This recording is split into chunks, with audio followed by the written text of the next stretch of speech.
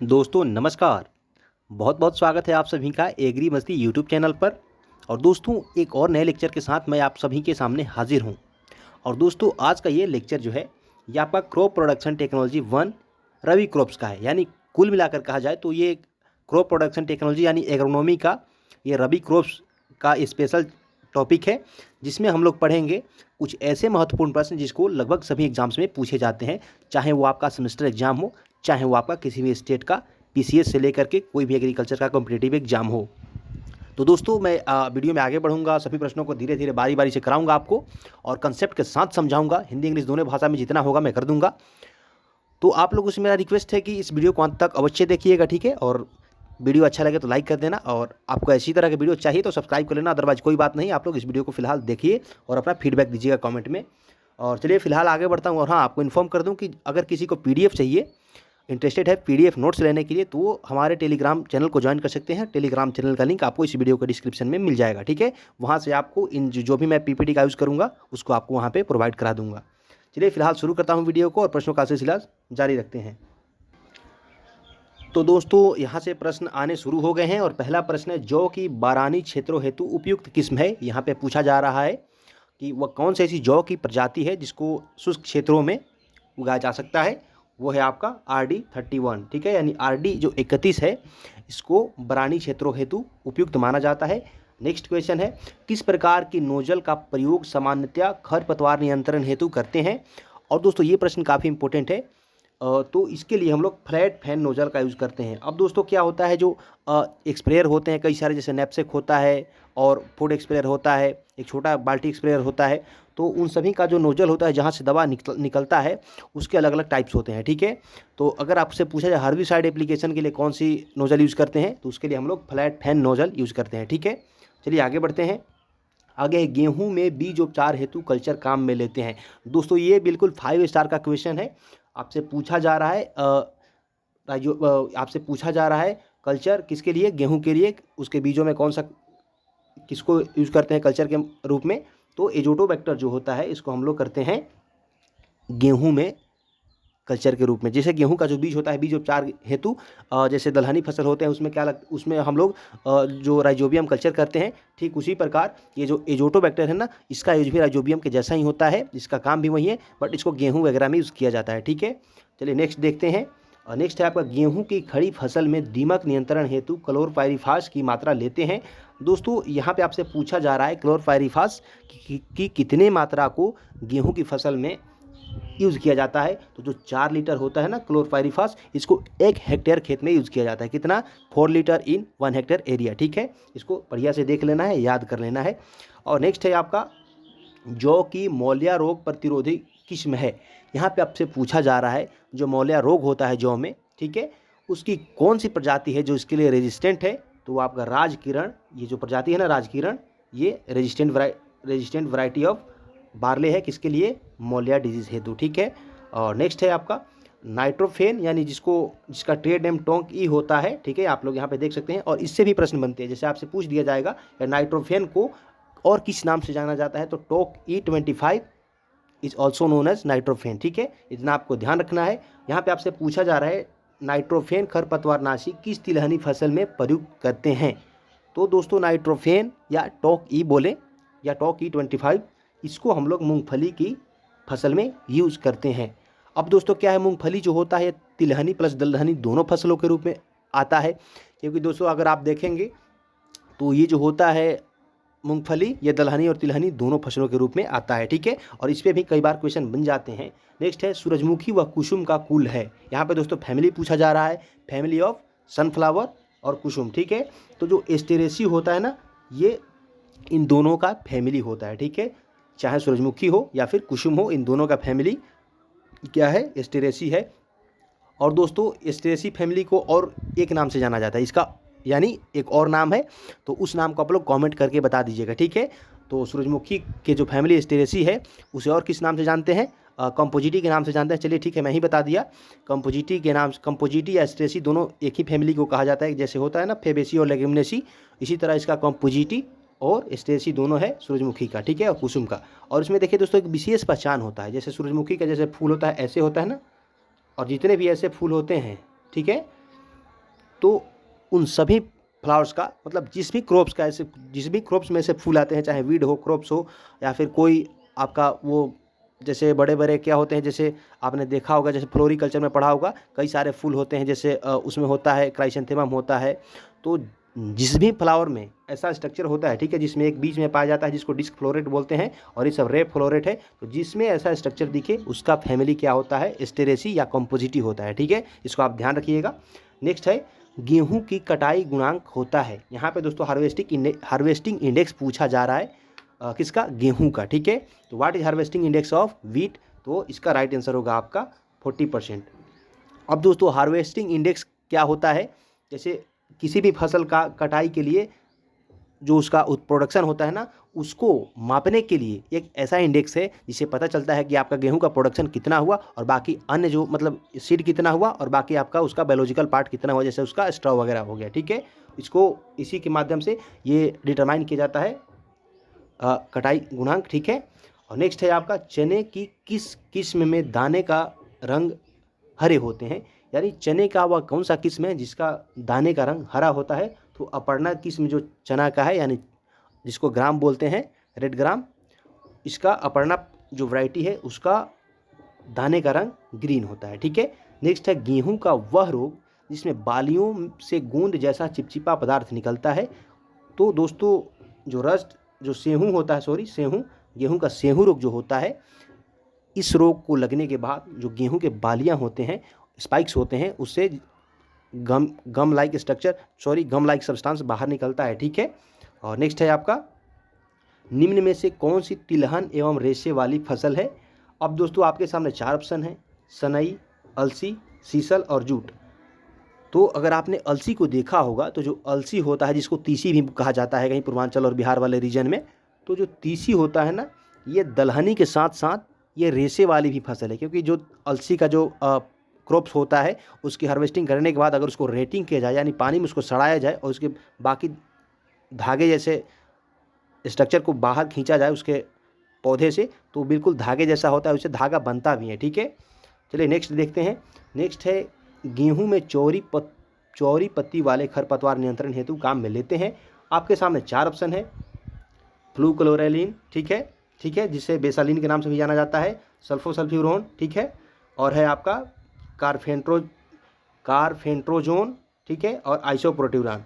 यहाँ पे पूछा गया चौरी पत्ती वाली। ठीक है, वैसे तो ये जो 3 है ना यहाँ पे, सल्फोसल्फ्यूरॉन और आइसोप्रोट्यूरान और कारफेंट्राजोन, ये तीनों को गेहूं में यूज़ करते हैं, लेकिन चौरी पत्ती का बात करें तो इसके लिए दोस्तों हम लोग इसका यूज़ करते हैं ऑप्शन सी वाला, यानी इसका कारफेंट्रोजोन 20 ग्राम प्रति हेक्टेयर के हिसाब से यूज़ करने पे गेहूं में जितने भी चौरी पत्ती वाली खरपतवार होते हैं वो ख़त्म हो जाते हैं। नेक्स्ट है जौ के मोलिया रोग का कारक है। आपसे पूछा जा रहा है जो causal organism of molya disease in barley, तो इसका राइट आंसर होगा आपका ऑप्शन बी, यानी हेटेरोडेरा एविनी। ठीक है, हेटेरोडेरा एविनी, ये जौ में जो लगने वाले मोलिया रोग है उसका ये काउजल ऑर्गेनिज्म होता है। ठीक है, अब देखिए दोस्तों क्या है ना कि 4 ऑप्शन मैंने यहाँ पे लिख रखा है। ठीक है, हो सके तो आप लोग वीडियो को पॉज करके आप खुद से उत्तर देने का प्रयास करना, बट ऐसे में 4 ऑप्शन को पढ़ने लगूंगा तो फिर टाइम बहुत ज़्यादा लग जाएगा। चलिए आगे बढ़ते हैं। मेथी के प्रति हेक्टर बीज दर है, सीड रेट ऑफ फनग्रिक यहाँ पे पूछा गया है, तो इसका आपका राइट आंसर हो जाएगा ऑप्शन सी, यानी 20 से 25 किलो। ठीक है, कितना, 20 से 25 किलो पर हेक्टर के हिसाब से मेथी की बीज दर रखा जाता है। और नेक्स्ट है गेहूं की सिंचित क्षेत्रों में बुआई हेतु कतार से कतार व पौधे से पौधे के बीच की दूरी क्रमशः रखते हैं। पहले क्या पूछा है, पहले कतार टू कतार यानी रो टू रो। ठीक है, चलिए हाँ ये यही क्वेश्चन है ना, हाँ ये वाला है। यहाँ पे पहले रो टू रो पूछा गया है, फिर प्लांट टू प्लांट। तो यहाँ पे आपको ध्यान ये रखना है कि जो कतार से कतार होती है गेहूं के सिंचित क्षेत्रों के लिए वो होता है 22.5 सेंटीमीटर। ठीक है, ये सेंटीमीटर में है, यानी 22.5 सेंटीमीटर गुना 10 सेंटीमीटर स्पेसिंग पर गेहूं की बुआई करते हैं इरीगेटेड एरियाज़ में। ठीक है, और नेक्स्ट है क्रूसीफेरी कुल से संबंधित फसल है। अब देखिए दोस्तों ये प्रश्न तो काफ़ी ईजी है, इसका राइट आंसर हो जाएगा आपका ऑप्शन सी, यानी सरसों। ठीक है, जिसको ब्रेसिकेसी फैमिली के नाम से भी जाना जाता है, यानी यहाँ पे क्रूसीफेरी है, अगर यहाँ पे ब्रेसिकेसी आ जाए, ठीक है, अगर यहाँ पे ब्रेसिकेसी आ जाए तो भी आप लोग क्या करना, ये सरसों होते हैं या जो कोल क्रॉप्स होते हैं जैसे गोभी, फूल गोभी, बंद गोभी, ब्रोकली वगैरह, इन सभी का फैमिली क्या होता है, ब्रेसिकेसी या क्रूसीफेरी होता है। ठीक है, उसमें आपका सरसों की जो काली सरसों है, राई है, लाही वगैरह भी उसको बोलते हैं, तो सभी का फैमिली क्रूसीफेरी ही है। और नेक्स्ट है गेहूं में तना रस्ट का रोग कारक है। ठीक है, यहाँ पे भी एक काउजल ऑर्गेनिज्म पूछा गया है। तना रस्ट यानी स्टेम रस्ट, इसको ब्लैक रस्ट के नाम से भी जानते हैं। तो ये गेहूं का बहुत खतरनाक रोग है और इसका काउजल ऑर्गेनिज्म होता है पक्सिनिया ग्रेमिनिस। ठीक है, पक्सिनिया ग्रेमिनिस, और कहीं कहीं क्या होता है पक्सिनिया ग्रेमिनिस ट्रिटिसिना भी लिखा होता है, तो वो भी आपको मिले तो आप कर देना। लेकिन इतना ध्यान रखना है कि पक्सिनिया ग्रेमिनिस क्या होता है, causal organism of stem rust. ठीक है, आगे है गेहूं में अनावृत कंडवा रोग के नियंत्रण हेतु उपयुक्त रसायन है। तो दोस्तों यहाँ पे स्मट के नियंत्रण हेतु आपसे पूछा गया है वह कौन सा रसायन है जिसके माध्यम से जो स्मट होता है गेहूं का, उसका रोकथाम या इलाज करते हैं। तो इसका राइट आंसर हो जाएगा आपका ऑप्शन बी यानी वीटावैक्स। ठीक है, अब दोस्तों यहाँ पे एक ट्रिक मैं आपके सामने शेयर करना चाहता हूँ। जैसे स्मट, ठीक है, स्मट को ही कंडवा रोग या कंड बोलते हैं, और जहाँ भी आपसे पूछा जाए स्मट को नियंत्रित करने के लिए किस रसायन का प्रयोग करते हैं, तो आप एक नाम याद कर लेना, सविता। ठीक है, सविता आप एक नाम याद कर लेना। ठीक है, अब यहाँ पे दोस्तों क्या है, ए का मतलब स्मट, ठीक है, और वीटा का मतलब वीटावैक्स। ठीक है, तो सविता आप दिमाग में अपने ऐसे बैठा लेना कि सविता यानी स्मट आया तो वीटावैक्स होगा। ठीक है, स्मट आया तो वीटावैक्स होगा। ठीक है, आप इसको इस तरह से याद कर सकते हैं। नेक्स्ट है चने हेतु कौन सा राइजोबियम कल्चर प्रयुक्त है। तो चने का बात करें तो चना भी एक रॉबी क्रॉप का काफ़ी अच्छा दलहनी फसल है। ठीक है, तो चने हेतु हम लोग राइजोबियम लेग्यूमिनेशियरम जो होता है, ये एक प्रजाति है राइजोबियम का, इसका हम लोग कल्चर करते हैं राइजोबियम कल्चर हेतु। ठीक है, चने में। ठीक है, नेक्स्ट है सूरजमुखी के संबंध में सही है। यहाँ पे कुछ टर्म दिए गए हैं जैसे प्रोटोएंड्री, ठीक है, परपरागित, और नेक्स्ट है मधुमक्खी परागण में सहायक। अब दोस्तों यहाँ पे आपसे पूछा जा रहा है कि सूरजमुखी के संबंध में चारों में से कौन सा सही है। ठीक है, तो प्रोटोएंड्री का मतलब मैं आपको समझाना चाहता हूँ। जैसे प्रोटोएंड्री का मतलब क्या होता है, जैसे कोई भी फ्लावर हो गया, ठीक है, जैसे मान करके चलिए कि ये एक फूल हो गया, ठीक है, सॉरी मैंने फूल गलत बना दिया, जैसे मान करके चलिए कि ये एक फूल हो गया, ठीक है, ये फूल हो गया, ये हो गया इसका स्टिग्मा, और इधर से हो गया इसका एंथर। ठीक है, तो प्रोटोएंड्री का मतलब क्या होता है, जैसे ये हो गया इसका मेल पार्ट, ये हो गया इसका फीमेल पार्ट। ठीक है, अब यहाँ पे तो मैं लिख नहीं पाऊंगा चाह करके भी, क्योंकि मेरा फ़ोन का स्क्रीन छोटा है, फिर भी मैं वीडियो बना रहा हूँ, तो आप लोग इसको ऐसे समझ लेना, ये हो गया फीमेल पार्ट, ये हो गया मेल पार्ट। अब यहाँ पे है प्रोटोएंड्री। ठीक है, तो जो प्रोटोएंड्री का मतलब, प्रोटोएंड्री बोलने का मतलब क्या होता है, और इसको हिंदी में पुंपूर्वता भी कहते हैं। ठीक है, तो प्रोटोएंड्री का मतलब होता है, प्रोटो मतलब पहले, ठीक है, प्रोटो मतलब पहले, और एंड्री का मतलब एंड्रोसियम यानी मेल पार्ट। तो ऐसे फ्लावर जिसमें मेल पार्ट जो है वो पहले मैच्योर हो जाए, ऐसी दशा को हम लोग प्रोटोएंड्री के नाम से जानते हैं। ठीक है, तो इसको पुंपूर्वता भी कहते हैं। तो प्रोटोएंड्री बोले तो ऐसी फूल जिसका मेल पार्ट पहले मैच्योर होता है। तो सूरजमुखी के संबंध में देखा जाए तो सूरजमुखी में प्रोटोएंड्री पाया जाता है, यानी सूरजमुखी में प्रोटोएंड्री होता है, यानी उसका जो मेल पार्ट है वो पहले मैच्योर हो जाता है as compare to female part. ठीक है, और नेक्स्ट है इसका परपरागित। भाई जाहिर सी बात है, अगर प्रोटोएंड्री हो गया यानी जो मेल पार्ट है वो पहले मैच्योर हो गया और फीमेल हुई नहीं, तो जाहिर सी बात है वो जो मेल पार्ट जो मैच्योर है वो तो किसी दूसरे फ्लावर के साथ जाकर के वो अपना पोलिनेशन कर लेगा। तो ये भी इसके संबंध में सही है, यानी प्रोटोएंड्री होता है, परपरागित होता है, और मधुमक्खी परागण में सहायक होते हैं। ठीक है, जो हनी बीज होते हैं वो इसमें पोलिनेशन के लिए पोलिनेटर का काम करती हैं। ठीक है, तो इसके संबंध में ये जो उपयुक्त तीनों हैं वो सभी सही होंगे। ठीक है, इसका ऑप्शन डी राइट आंसर होगा। ठीक है, आशा करता हूँ कि आप समझ रहे होंगे अच्छे से। नेक्स्ट है गेहूं का वह खरपतवार जो खेत को बांधे रखता है। ठीक है, फील्ड बाइंड वीड के नाम से किसको जाना जाता है गेहूं का, वह कौन सा खरपतवार है, तो वो है आपका हिरनखुरी। ठीक है, क्या है, हिरनखुरी। ठीक है, ये कॉन्वोल्वुलेसी फैमिली की होती है, और उसी फैमिली का आपका स्वीट पोटैटो भी होता है, इसको आपको ध्यान रखना है। तो गेहूं का वह कौन सा खरपतवार है जो खेत को बांधे रखता है।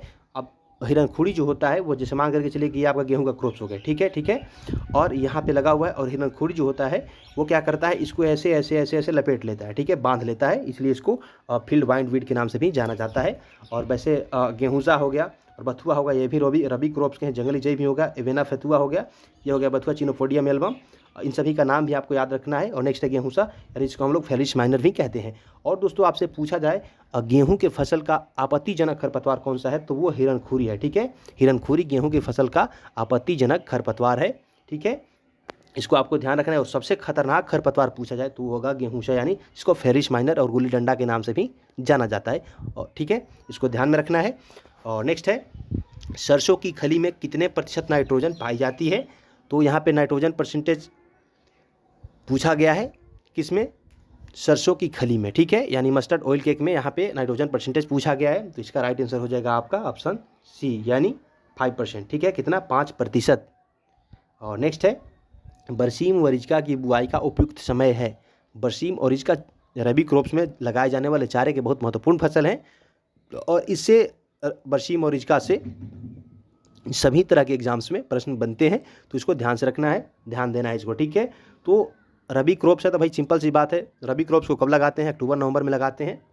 और कटाई कब करते हैं, हालांकि ये तो चारे वाली फसल है तो 45 दिनों बाद इसका कटाई शुरू हो जाता है, 30 दिनों बाद कटाई शुरू कर देते हैं। लेकिन इसकी कटाई करते हैं हम लोग दोस्तों जो अक्टूबर नवंबर में लगाते हैं और मार्च अप्रैल में काट लेते हैं फसल को, जैसे गेहूं वगैरह हो गया। ठीक है, फरवरी से ही कटाना शुरू हो जाता है, लेकिन मार्च अप्रैल तक चलते रहता है। तो इसका राइट आंसर होगा आपका ऑप्शन डी, यानी अक्टूबर नवंबर में रबी फसल को लगाया जाता है। इसमें कुछ ज़्यादा सोचने वाली बात नहीं है। आप ऐसे सोचना कि रबी फसल यानी गेहूं वाली फसल। बरसीम आपके यहाँ कब लगाई जाती है, तो जाड़े के मौसम में यानी ठंड के मौसम में बरसीम को लगाई जाती है। ठीक है, नेक्स्ट है चने की बरानी खेती हेतु उपयुक्त किस्म। ठीक है, तो यहाँ पे पूछा जा रहा है चने की बरानी खेती हेतु उपयुक्त किस्म। अब दोस्तों मैंने पहले प्रश्न में ही इसी वीडियो में मैंने आपको बताया था चने की बरानी खेती हेतु उपयुक्त किस्म, मैंने उसमें आपको अपर्णा बताया था। क्या बताया था, अपर्णा, जो कि मैं माफ़ी चाहता हूँ वो गलत है। ठीक है, वो थोड़ा ये पीपीटी स्लाइड्स बनाते समय थोड़ा वो हो गया था गलती। यहाँ पे मैं आपको इसका सही उत्तर बताऊँ तो चने की बरानी खेती हेतु उपयुक्त किस्म कौन सी है, तो C235 है। कौन सी है, C235 है। और कुछ लड़के ऐसे होंगे जो वीडियो को शुरू वाले पार्ट देखेंगे और बस आकर के कमेंट करने लग जाएंगे कि सर आपने तो गलत बता दिया। तो देखिए क्या होता है, मैं भी इंसान हूँ, मैं भी स्टूडेंट हूँ। ऐसा नहीं कि मैं वीडियो बना रहा हूँ तो भाई कोई बहुत बड़ा प्रोफेसर हूँ, ऐसा कोई बात नहीं है। मैं भी स्टूडेंट हूँ, मैं भी स्टडी करके ही आपको बताता हूँ। ठीक है, ये सच्चाई है, इसको छिपाने से कुछ होने वाला नहीं है। तो आप ये समझना कि चलिए मिस्टेक सभी से होती है, तो मेरे से भी वो मिस्टेक हो गया। ठीक है, आपको बस इतना समझना है। ठीक है, और बाकी आपको PDF नोट्स चाहिए तो आप टेलीग्राम ज्वाइन कीजिए, टेलीग्राम का लिंक आपको डिस्क्रिप्शन में मिल जाएगा। नेक्स्ट है गेहूँ का खरपतवार फेलिश माइनर है। अब दोस्तों आपसे पूछा जा रहा है जो गेहूं में उगने वाले खरपतवार जिसका नाम फेलिश माइनर, जिसको हम लोग गुल्ली डंडा भी कहते हैं, गेहूंसा भी कहते हैं, वो कैसा है, तो वो एक संकरी पत्ती वाली खरपतवार है। ठीक है, कैसा है, संकरी पत्ती वाला खरपतवार है। अब दोस्तों आपसे जो पत्ते होते हैं ना, पत्तियां, वो 2 प्रकार के पाई जाती हैं। जैसे आपने देखा होगा, जैसे मान करके चलिए कि ये हो गया आपका एक ये पत्ती हो गई। ठीक है, जो कि साधारण तौर पे आपको डाइकोट प्लांट्स में देखने को मिलते हैं द्विबीजपत्री में। और एक होता है ऐसे, ठीक है, जो कि आपने मक्का वगैरह धान वगैरह के फसलों में देखा होगा आपने। ठीक है, ये हो गया ऐसे। तो ये जो पत्ती है इसको हम लोग क्या कहते हैं, चौड़ी पत्ती, और ये होगी संकरी पत्ती। तो जो फेलिश माइनर होता है ना, वो बिल्कुल गेहूँ के जैसा उसका प्लांट होता है और वो संकरी पत्ती वाली खरपतवार है। ठीक है, और ये जितने भी संकरी पत्ती वाले चाहे खरपतवार हो, फसल हो, कोई भी हो, जिसका बीज जो है वो एक बीजपत्री है, वो आपके संकरी पत्ती वाले फसल होते हैं, खरपतवार जो भी कहिए आप। जैसे उदाहरण के लिए आप गेहूं ले लीजिए, धान ले लीजिए, मक्का ले लीजिए, नारियल भी ले लीजिए, फल है उससे भी कोई दिक्कत नहीं। और पाइनएप्पल ले लीजिए, ये सब क्या है, इनकी पत्तियां जो होती है ना ऐसे, जिनकी पत्तियां तलवार जैसी बिल्कुल होती है, वो हो गए आपके एक बीजपत्री। और संकरी पत्ती वाली और जो ऐसे हैं चौड़ी पत्ती वाली, ये तो देखने से ही पता चलता है, जिसके जैसे कोई भी दलहनी फसल हो गई, ये सभी क्या होते हैं, संकरी पत्ती चौड़ी पत्ती वाली होती है। ठीक है, नेक्स्ट है यहाँ पे अपना स्लाइड ख़त्म होता है दोस्तों। और इस स्लाइड ख़त्म नहीं हुआ है, कहने का मतलब ये है कि जैसे ये वीडियो का फर्स्ट लेक्चर था, ठीक है, इसी तरह आपको लगातार लेक्चर मिलने वाले हैं, चाहे आप किसी भी एग्ज़ाम की तैयारी करते हो, सेमेस्टर एग्ज़ाम, कॉम्पिटिटिव एग्ज़ाम, तो आपको सभी तरह के कंटेंट इस चैनल के माध्यम से लगातार प्रोवाइड कराए जाएंगे। तो आपको इस चैनल को सब्सक्राइब कर लेना अगर अच्छा लगे तो, और वीडियो को भी लाइक कर देना अगर वीडियो पसंद आया हो तो। और बाकी नोट्स लेने के लिए टेलीग्राम ज्वाइन करें और मुझे इंस्टाग्राम पे फॉलो भी कर लें। और ये वीडियो को आपको यहाँ तक देखने के लिए आपका बहुत बहुत धन्यवाद। मिलते हैं फिर नई और अगली वीडियो में, तब तक के लिए आप सभी का एक बार फिर से बहुत बहुत धन्यवाद।